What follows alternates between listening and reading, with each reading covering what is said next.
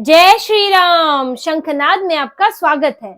अरविंद केजरीवाल अपने कुकर्मों के लिए माफी मांग रहे हैं, गिड़गिड़ा रहे हैं, वोटों की भीख मांग रहे हैं। जब अरविंद केजरीवाल को विधानसभाओं से खदेड़ा गया, जब लोगों ने उनके ऊपर काली स्याही फेंकी, काले झंडे दिखाए, तो अरविंद केजरीवाल को ये पता लग गया कि अब नाराजगी तो बहुत है। उन्होंने जो झूठी झूठी बातें कही थी, बड़े बड़े सपने दिखाए थे, और सब जो धराशायी हो गया है। अब अरविंद केजरीवाल के लिए इससे निपटना आसान नहीं है, और अब उन्होंने माफी का रास्ता चुन लिया है कि माफी मांगकर ही बेवकूफ बना लूं। और अपने जो उन्होंने वादे पूरे नहीं किए थे, अब कह रहे हैं कि जो मैंने 10 साल में पूरा नहीं किया, मुझे उसके लिए 5 साल और दे दीजिए। अरविंद केजरीवाल, उन्होंने बेशर्मी की तो उनकी कोई सीमा ही नहीं है, और इसीलिए उन्होंने एक इंटरव्यू के दौरान अपने वो 3 वादे बताए जो उन्होंने जनता से किए थे, और ये भी कहा था कि ये वादे पूरे ना करूं तो मुझे वोट मत देना। लेकिन अब कह रहे हैं कि वोट दे दो। इतने लालची है सत्ता के कि अपनी बातों से बार बार मुकर जाते हैं। लेकिन उन्होंने एक इंटरव्यू में ये बताया कि कौन से वादे जो उन्होंने कहा था और वो पूरे नहीं कर पाए। उन्होंने तो 3 ही गिनाए, लेकिन ऐसे बहुत से हैं, पर फिलहाल उन्हीं के गिनाए वादों की बात कर लेते हैं। जिनमें उन्होंने कहा कि यमुना की सफाई, अरविंद केजरीवाल ने कहा था कि अगर मैं 2025 तक यमुना की सफाई नहीं करा पाया तो मुझे वोट मत दीजिएगा, और यमुना की सफाई कराऊंगा और मैं जाकर खुद डुबकी लगाऊंगा। लेकिन अब भाजपा वालों ने तो डुबकी लगा ली, लेकिन अरविंद केजरीवाल यमुना पर फटकने भी नहीं आते। और उनका दूसरा वादा कि दिल्ली में सड़कें चमक जाएंगी, और यहाँ पर हम जो है यूरोपीय देशों जैसी सड़कें बनाएंगे। विदेशों से तुलना करना आदत है, लेकिन फिर भी वहां की जैसी चमचमाती सड़कें बनाएंगे, जैसा इन्होंने कहा था। और तीसरा इन्होंने कहा था कि दिल्ली में हर घर में साफ पानी आएगा, आपको फिल्टर लगाने की जरूरत नहीं पड़ेगी, आप डायरेक्ट टंकी से जो नल है उससे डायरेक्ट पानी पी पाएंगे। ये अरविंद केजरीवाल ने बड़ी बड़ी वादे किए थे और लोगों को बेवकूफ बनाया था, और आज वो खुद मान रहे हैं कि दिल्ली में ये सब नहीं हुआ है। यमुना गंदी पड़ी है, सड़कें टूटी पड़ी हैं, और नलों से गंदा पानी आ रहा है, और कहीं तो पानी ही नहीं आ रहा है। और अरविंद केजरीवाल ने दिल्ली की बुरी गत कर दी है। लेकिन अरविंद केजरीवाल चालाक इतने हैं कि इन 3 वादों पर भी दूसरे को जिम्मेदार ठहरा रहे हैं, और बेशर्मी के साथ कह रहे हैं कि ये 3 वादे मैं पूरा नहीं कर पाया, मुझे इन्हें वोट देके आप अगली बार के लिए भी मुझे वोट दे दीजिए, इन्हें पूरा करने के लिए 5 साल और दे दीजिए। मैं इस बार इसलिए पूरे नहीं कर पाया क्योंकि कोरोना काल आ गया था, तो 2-3 साल कोरोना में चले गए, और उसके बाद जो है हमारे सभी अहम नेताओं को गिरफ्तार कर लिया गया शराब घोटाले में, और इसीलिए मैं इन 3 वादों को पूरा नहीं कर सका। इनके लिए समय नहीं मिला, इनके लिए हमारे पास पर्याप्त लोग नहीं थे। लेकिन अरविंद केजरीवाल ये तो बताएं कि कोरोना काल में शराब नीति तो बन गई थी। कोरोना काल ही था, 2020 ही था जब शराब नीति पर मंत्रियों ने साइन किए थे, जो निकल कर आया है। जब अरविंद केजरीवाल के घर पर ग्रुप ऑफ मिनिस्टर्स की बैठक हुई थी, ये 2020-21 का समय ही था जब ये चीजें हुई है, और पूरी शराब नीति बनकर तैयार हुई। वही कोरोना काल है जब आपने दिल्ली में हर कुछ दूरी पर शराब की दुकानें खुलवा दी, जब आपने साउथ से लेकर नॉर्थ तक शराब कारोबारियों को इकट्ठा किया और उनके साथ मिलकर एक ऐसी शराब नीति बनाई जिससे दिल्ली वाले लुट गए, शराब में मोनोपोली हो गई, और 12% तक मार्जिन बढ़ा दिया गया शराब कारोबारियों का। और ये नीति बड़े ही स्मूथ तरीके से, जहां के कविता भी शामिल हुई, मंगुट्टा रेड्डी भी शामिल हुए, गोवा तक में बैठक हुई, सब कोरोना काल में हो रहा था। ये सब कोरोना काल में हो गया, लेकिन सड़कें नहीं बन पाई, यमुना साफ नहीं हो पाई, और जो जल मंत्रालय था पानी के लिए लोगों को सुविधाएं नहीं दे पाया। बस ये काम नहीं हो पाए, और ये इसलिए नहीं हो पाए कि कोरोना नहीं था। बात तो 100 करोड़ की थी, शराब नीति से तो आपको 100 करोड़ रुपए आने थे, लेकिन दिल्ली वालों को साफ पानी मिल जाएगा तो इससे कहां से पैसे आएंगे। इससे तो जो जल माफिया चल रहा है, जो हफ्ता देता है आपके नेताओं को, वो हफ्ता बंद हो जाएगा। इससे तो आपको पैसों का नुकसान होगा। यमुना साफ हो गई तो इससे क्या पैसा आएगा आपको।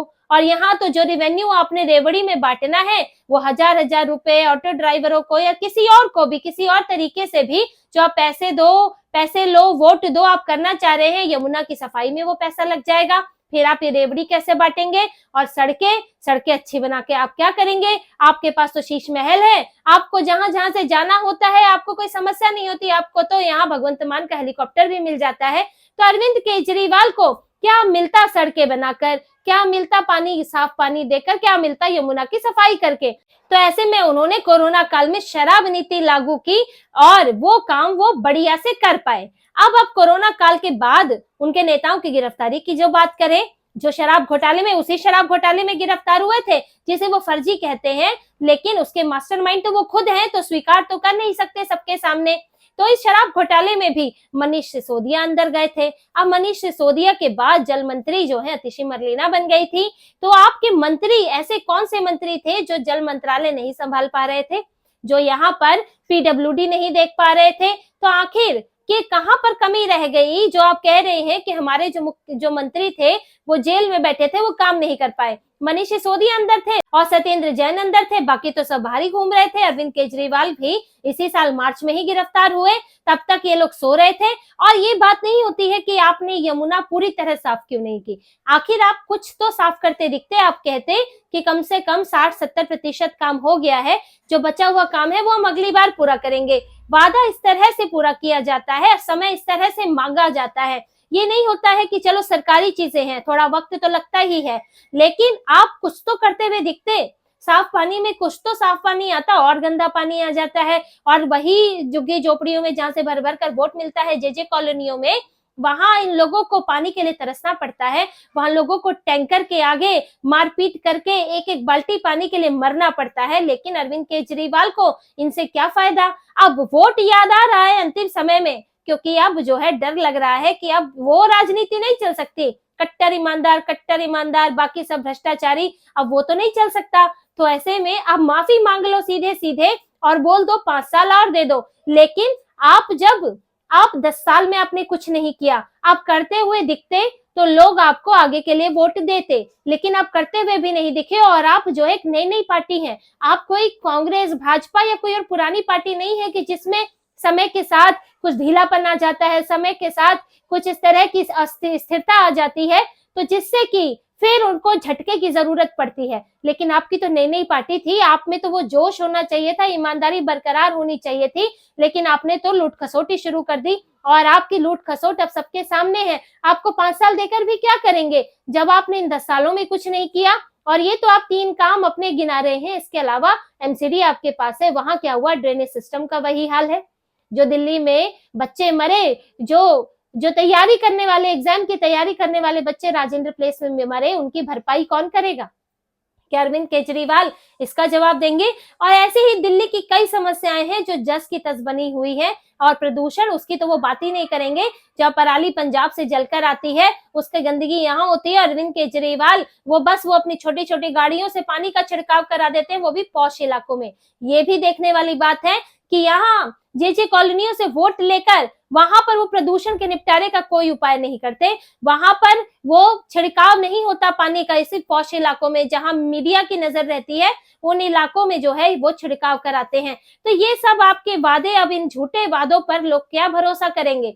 जो आदमी अभी तक झूठी बोलता आया है, वो आगे अचानक से कैसे सच्चा हो जाएगा? लेकिन अरविंद केजरीवाल फंसे तो हुए हैं और उनको डर है। वरना देखिए, पिछली बार के चुनाव से लेकर अभी तक उन्होंने ये नहीं माना था कि उन्होंने वादे पूरे नहीं किए। वो एक बार भी स्वीकार नहीं करते थे ये बात और कहते थे मेरे खिलाफ साजिश हो रही है, मेरे खिलाफ जो है पूरा प्लान बनाया जा रहा है। लेकिन आज हालत ये है क्योंकि वो जा रहे हैं कॉन्स्टिट्यूएंसीज में। वरना तो अरविंद केजरीवाल ने जाना ही छोड़ दिया था, अपने विधायकों से नहीं मिल रहे थे। अपनी एक उनका जो ग्रुप था, कोर ग्रुप था, उन्हीं के इर्द गिर्द चमचों से घिरे रहते थे।